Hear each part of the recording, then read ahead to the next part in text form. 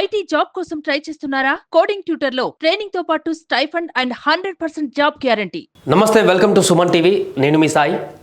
కోల్కతాలో వైద్యురాలిపైన జరిగినటువంటి దారుణ ఘటన మరవక ముందే మరో దారుణాతిదారుణమైనటువంటి ఘటన మహారాష్ట్రలో నెలకొంది. దీంతో ఆ ప్రాంతంలో తీవ్ర ఉద్రిక్త వాతావరణం నెలకొంది. మొత్తం గ్రామమే మొత్తం నిరసన కార్యక్రమాల్లో పాల్గొనడమే కాక రైల్వే ట్రాక్ మీదకి వచ్చి కూర్చొని ఆందోళన కార్యక్రమం భారీ ఎత్తున చేశారు. దీనికి సంబంధించిన వార్త ఒకసారి పూర్తిగా తెలుసుకునేటువంటి ప్రయత్నం చేద్దాం. మరో లైంగిక దాడి కలకలం. బాధితులు నర్సరీ పిల్లలు, నిందితుడు స్వీపర్. మహారాష్ట్రలోని బద్లాపూర్లో మిన్నంటిన ప్రజాగ్రహం. చూడండి, చిన్న పిల్లలు, నర్సరీ పిల్లలపైన ఈ ఘటన జరిగింది. బుడిబుడి నడకలతో కొత్తగా పూర్వ ప్రాథమిక పాఠశాలలలో అడుగులు పెడుతున్న చిన్నారుల వారు, అభం శుభం తెలియని పసివాళ్ళు, కామంతో కళ్ళు మూసుకుపోయిన ఆ పాఠశాల స్వీపరే వారిపై లైంగిక దాడికి పాల్పడ్డాడు. 3-4 ఏళ్ల వయసున్న ఇద్దరు బాలికలు మూత్ర విసర్జనకు వెళ్లిన సమయంలో టాయిలెట్ను శుభ్రం చేసే వంకతో వారి వద్దకు వెళ్లి ఈ నిర్వాకానికి ఒడిగట్టాడు. మహారాష్ట్రలోని ఠానే జిల్లా బద్లాపూర్ పట్టణంలో ప్రముఖ పాఠశాలలో ఈ ఘటన చోటు చేసుకుంది. అంతర్గత అవయవాల వద్ద నొప్పిగా ఉందని ఒక బాలిక తన తల్లిదండ్రులకు చెప్పడంతో విషయం వెలుగులోకి వచ్చింది. పాఠశాలకు వెళ్లడానికే భయపడిపోతున్న మరో బాలికను వైద్యుల వద్దకు తీసుకువెళ్ళినప్పుడు ఆ చిన్నారి పైన కూడా ఇలాంటి దుశ్చర్య జరిగినట్టుగా తేలింది. వారు పోలీసులకు ఫిర్యాదు చేసిన తొలుత స్పందన కరువైంది. తర్వాత చివరకు శుక్రవారం రాత్రి పోక్సో చట్టం కింద కేసు పెట్టి స్వీపర్ను అరెస్టు చేశారు. విషయం తెలిసి వందల సంఖ్యలో ఇతర విద్యార్థుల తల్లిదండ్రులు, స్థానికులు మంగళవారం ఆగ్రహంతో ఆందోళనకు దిగి పాఠశాలను ధ్వంసం చేశారు. బద్లాపూర్ రైల్వే స్టేషన్ పైన రాళ్ల దాడికి పాల్పడ్డారు. పట్టాలపై బైఠాయించారు. పోలీసులపై రాళ్లు రువ్వారు. దాంతో వారు లాఠీచార్జ్ జరిపారు. 7 గంటల పాటు ఆ మార్గంలో అన్ని రైళ్ల రాకపోకలు కూడా నిలిచిపోయాయి. పలు రైళ్లు రద్దయ్యాయి. కొన్నిటికి దారి మళ్లించారు. నిరసనకారులను శాంతింపజేసే ప్రయత్నాలు ఫలించలేదు. బాధిత బాలికలకు న్యాయం చేయాలని, నిందితుడిని ఉరితీయాల్సిందేనని ఆందోళనకారులు నినదించారు. ఫిర్యాదుల్ని తీసుకోవడంలో నిర్లక్ష్యం వహించిన సిఐ సహా 3 పోలీసులను సస్పెండ్ చేశామని కూడా మహారాష్ట్ర మంత్రులు తెలిపారు.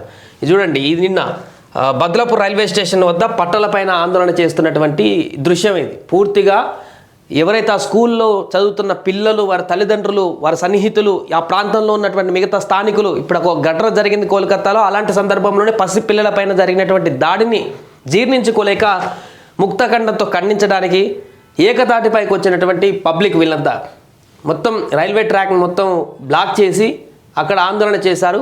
పోలీసులు వచ్చి ఆందోళన విరమించే ప్రయత్నం చేస్తుంటే అక్కడ రాళ్ళు రువ్వేటువంటి ప్రయత్నం కూడా చేశారు.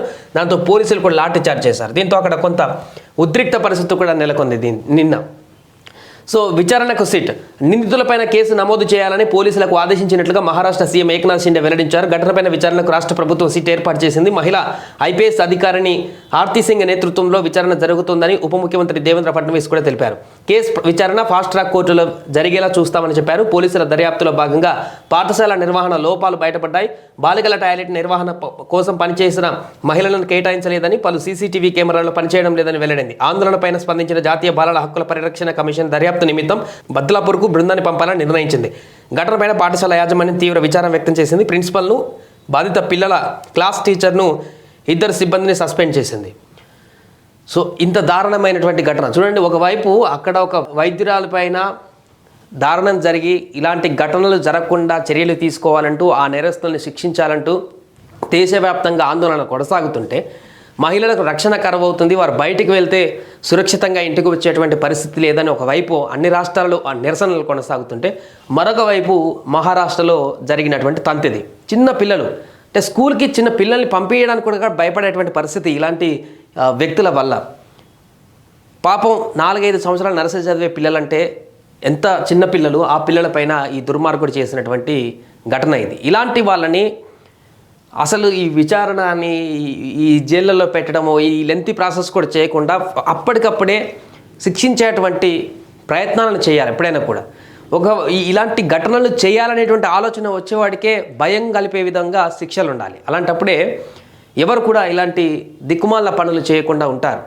సో ఆ వ్యక్తి ఇలా చేశాడని చెప్పేసి తల్లిదండ్రులు పోలీసుల దగ్గరికి ఫిర్యాదుకి వెళ్తే వాళ్ళు స్పాట్ల వెంటనే వాళ్ళు రియాక్ట్ అయ్యేటువంటి విధానం కరెక్ట్గా ఉంటే పోలీసులు కూడా ఇంత ఆందోళన జరిగేటువంటి పరిస్థితి ఉండకపోయేది.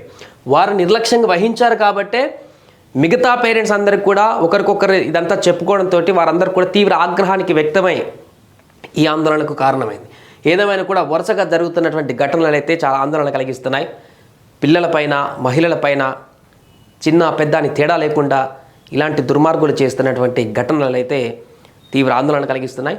దీనికి సంబంధించి ప్రభుత్వాలే ఖచ్చితంగా దీనికి సంబంధించి ఒక కఠిన నిర్ణయం తీసుకోవాల్సిన అవసరం ఉంది. లేదంటే ప్రజాగ్రహానికి గురవుతారు రోజు ఇలా రోడ్లపైన ట్రాక్లపైన. ఇంకా భవిష్యత్తులో ఆ ప్రజాగ్రహం ఎక్కువైతే ఏం జరుగుతుందనేది ఇతర దేశాల్లో చూస్తున్నాం. అలాంటి పరిస్థితి కూడా మన దగ్గర వచ్చేటువంటి అవకాశం ఉంది కఠినమైనటువంటి చర్యలు తీసుకోకపోతే.